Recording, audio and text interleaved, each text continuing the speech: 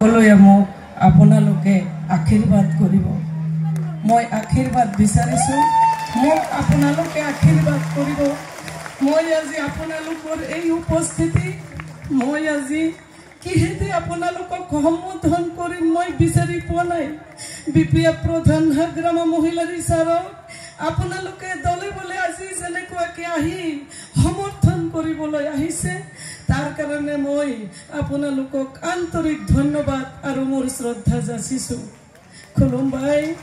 आं बिजाथि हान्जा हिसाबै जोंनिफ्राय गार्जेननिफ्राय आब'मोननिफ्राय आंखौ आशीर्बाद खालामदो दे जों 22 तारिखनि बिसायख'थियाव गारियाव भट होनानै आंखौ জয়যুক্ত খালাম।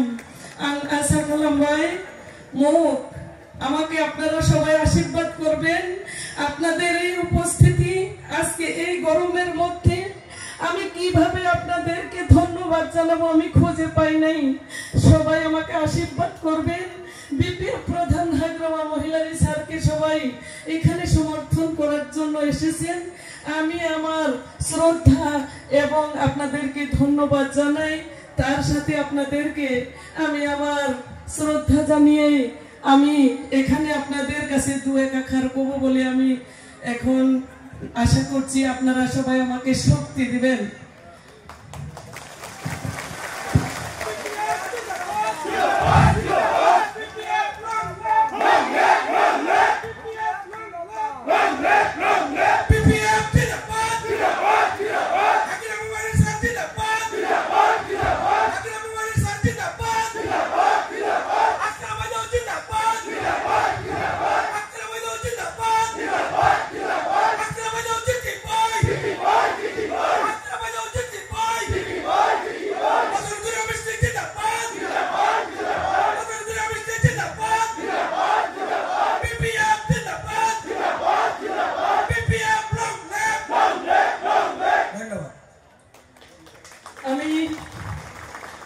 মই এজনী হিচাপে সমাজৰ দায়িত্ব ল'বলৈ সকলো জাতি সম্প্ৰদায়ৰ মানুহৰ মই সেৱা কৰিবৰ কাৰণে আহিছো। আপোনালোকে সকলোৱে মোক আপোনালোকক সেৱা কৰাৰ কাৰণে মোক মৌকা দিয়ক। 22 তাৰিখত যিটো ভোট, সেই ভোট সকলোৱে আপোনালোকে মোক নাঙলৰ ছবিত দি পেলাই আজি বিটিচিত মাননীয় হাগ্ৰামা মহিলাৰী ছাৰৰ গভৰ্ণমেণ্ট হ'ব এইটো খাটাং আজি আপোনালোকৰ উপস্থিতিয়ে প্ৰতিবন্ধ কৰিছে যে বিটিচি অঞ্চলত আজি মাননীয় হাগ্ৰামা মহিলাৰী ছাৰৰ চৰকাৰ আকৌ হ'বলৈ গৈ আছে আৰু এই মথনগুৰি সমষ্টিৰো আপোনালোকে তাত অংশীদাৰ হ'বলৈ গৈ আছে। আমাদের মাউসাসি খালা পুবুরা আমাদের মাননীয় হাগ্রামা মহিলারী স্যার সরকার করবে এটা খাটাং আর বিটিসির চিফ মাননীয় হাগ্রামা মহিলারী স্যার হবে। আর সেই বিটিসির সেই গভর্নমেন্টে মথনগুরি সমষ্টিটা অংশীদার আপনারা হবেন, প্রতিনিধি আমি না, আপনারা সবাই। গতিকে আপনারা প্রতিনিধি প্রত্যেকজন মানুষ আপনাদের নেতৃত্বে আপনাদের মহামূল্যবান ভোট পাওয়ার পরে আমি আপনাদের হয়ে সেখানে কাজ করব, আমি আওয়াজ তুলব। আমরা মাটির বাট্টা চাই, যুবক ছেলেদের কর্মসংস্থাপন চাই, নারীদের আমরা সবলীকরণ চাই, দুঃখী গরিবদের আমরা সেই দুঃখ মোচন করার জন্য আমরা সেখানে মৌকা চাই। আমরা যে বয়স বৃদ্ধ লোক আছে তাদেরকে এককালীন ভাবে সাহায্য দিয়ে তাদেরকে স্বাবলম্বী করার জন্য, কারণ তারা বৃদ্ধ বয়সে নিজের সুসন্তানের কাছে হাত পাততে হয়, সেটা যাতে করা না হয় তার জন্য আমি সেখানে আওয়াজ তুলব। মাননীয় হাগ্রামা মহিলারী স্যার 5টা গ্যারান্টি দিছে, সেখান থেকে সব সেই স্কিমগুলো এনে আপনাদের আমি কাজ করব।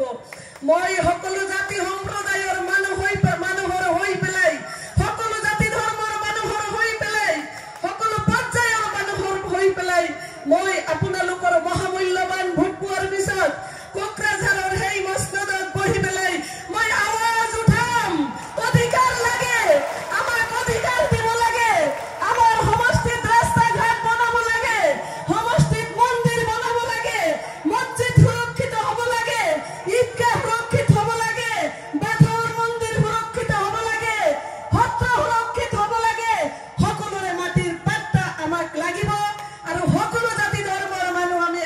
উপনীত হই পেলাই আমি তাতে এই বিটিসি অঞ্চলত আমি সুরক্ষিত হই থাকিম। বিটিসি যদি মাননীয় হাগ্রামা মহিলাৰী চাৰণে থাকে তেতিয়া হলে যোৱা 5টা বছৰত ইউপিপিএল আৰু বিজেপিৰ গভৰ্ণমেণ্টে আপোনালোকক যি আজি অৱস্থা কৰিছে অহা দিনত আকৌ ভয়ংকৰ পৰিণতিৰ সন্মুখীন হ'ব।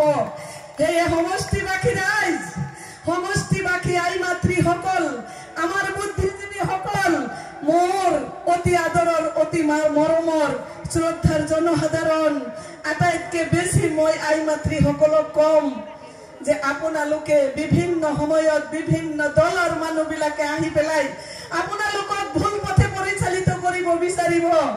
আপোনালোকে সকলো জাতি জনগোষ্ঠীৰ মানুহে আজি যেনেকুৱাকে ওলাই আহিছে আমাৰ জাতিৰ মাজত যাই পেলাই আমাৰ ভোটটো ভাগ কৰাৰ কাৰণে বহুত ধৰণৰ তাতে পৰিকল্পনা ৰচনা কৰিব। গতিকে সেই পৰিকল্পনাত যাতে আপোনালোকে ভুল নাযায় মই অনুৰোধ কৰিছো আপোনালোক সকলোকে।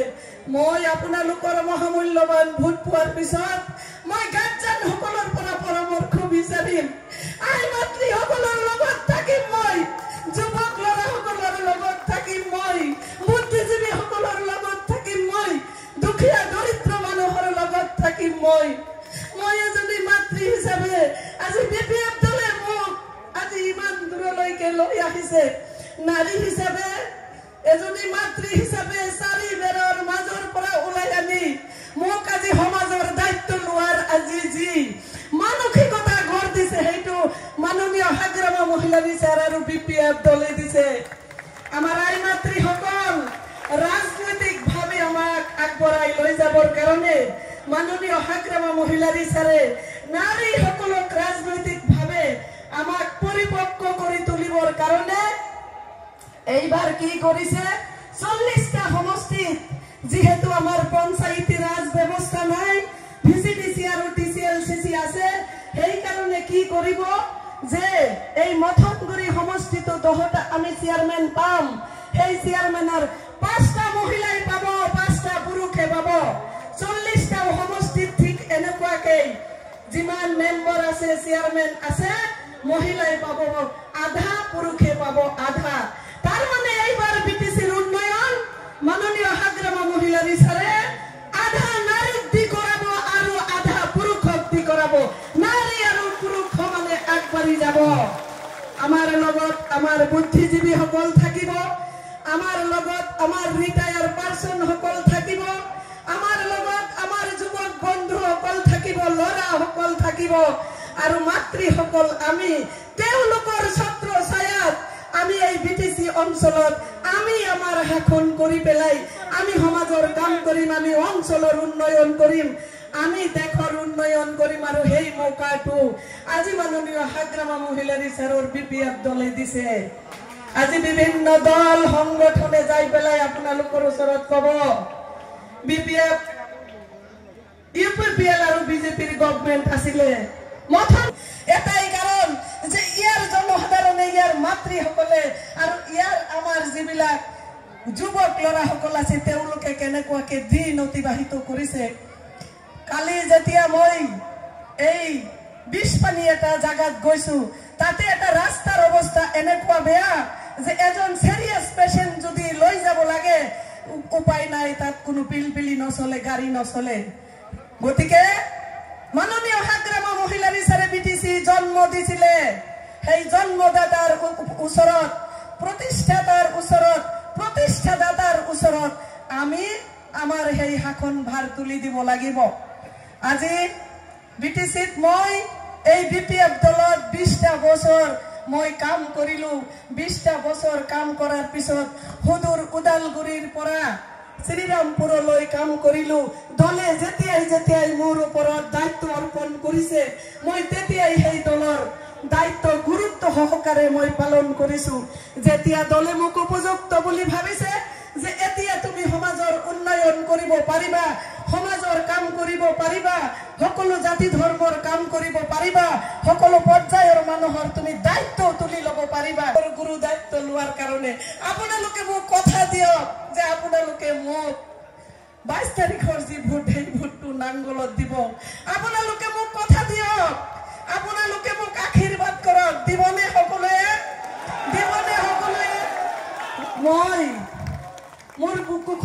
ফর করে উঠে যে ষড়যন্ত্র আজি এই বিটিসি লয় হবলৈ গৈ আছে। মা বোন চাচি খালা ফুবুরা, এই বিটিসিতে যদি শান্তিতে থাকতে চাই, এই বিটিসিতে যদি নিরাপত্তা সহকারে আমরা থাকতে চাই, মাটির পাট্টা যদি আমাদের না থাকে হাসিলা বিলের মতো অবস্থা হয়ে যাবে। আমি আপনাদের পাশে একটু ওইখানে আমি ঘুরলাম। কিসের জন্য ঘুরলাম জানেন? যে এই তিরপালের তলে মানুষ কি করে থাকে, এই হাসিলা বিলের মানুষগুলোর আজকে কি অবস্থা হয়েছে। গতিকে আমি একটু নিজের একটু অনুমান করলাম যে পলিথিনের তলে মানুষ কি করে থাকে। তাই আপনাদেরকে অনুরোধ করছি, আসামের সেই উচ্ছেদের অবস্থা জানি আমাদের এই বিটিসি অঞ্চলে না হয়। মাননীয় হাগ্রামা মহিলারি স্যারে আমাদেরকে যত ঘাস মাটি আছে, যত একশনিয়া মাটি আছে, যত জলাশয় মাটি আছে, যত আমাদের ফরেস্ট মাটি আছে, যত জাতি সম্প্রদায়ের মানুষে বসবাস করছে তাদেরকে মাটির পাট্টা প্রদান করে তাদেরকে সুরক্ষিত হিসাবে এই বিটিসি অঞ্চলে রেখে যাওয়ার জন্য পরিকল্পনা করছে। মাননীয় হাগ্রামা মহিলারি স্যারে বলছে সব সময় আমি থাকবো না, আজীবন একজন মানুষ বেঁচে থাকে না। 2003 সনের 10 ফেব্রুয়ারি পর্যন্ত যারা আছে তারা আমার বিটিসির বাসিন্দা, সেটা আমি বিটিসি চুক্তিতে লিখে নিয়ে আসছি। তাই আমি থাকা অবস্থায় আমি এই মাটির পাট্টা প্রদান করে সব জাতি জনগোষ্ঠীর মানুষকে আমি নিরাপত্তা হিসেবে আমি রেখে যাব। আমার পরেও যদি BPF long live, BPF long live, মথনগরি লং লিভ, বাংলার ছবি জিন্দাবাদ। ধন্যবাদ সবাইকে। আমি আজকে আপনাদের সম্মুখে আবেগিক হয়ে আমি কান্না করছি। আমি কিসের জন্য কান্না